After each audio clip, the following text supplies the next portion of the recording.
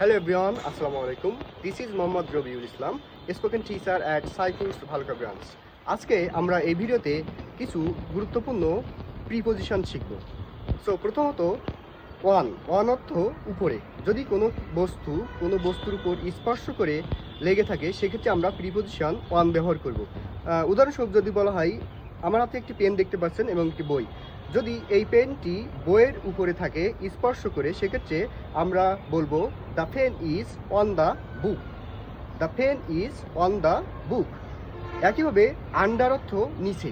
যদি কলমটি বইয়ের নিচে থাকে সেক্ষেত্রে বলবো the pen is under the book. The pen is under the book. একইভাবে যদি পেনটি আমি বইয়ের ভিতরে রাখি সেক্ষেত্রে বলবো the pen is in the book. The pen is in the book. যদি পেনটি বইয়ের পাশে থাকে তাহলে বলবো the pen is beside the book. The pen is beside the book. যদি পেনটি বইয়ের সামনে থাকে the pen is in front of the book. The pen is in front of the book. একইভাবে যদি পেনটি বইয়ের পিছনে থাকে দ্য পেন ইজ বিহাইন্ড অথবা behind the book. The pen is behind the book. So এভাবে আমরা প্র্যাকটিক্যালে অনেক কিছু বলতে পারি এই সকল প্রিপজিশন ব্যবহার করে। Thank you for watching. আল্লাহ হাফিজ।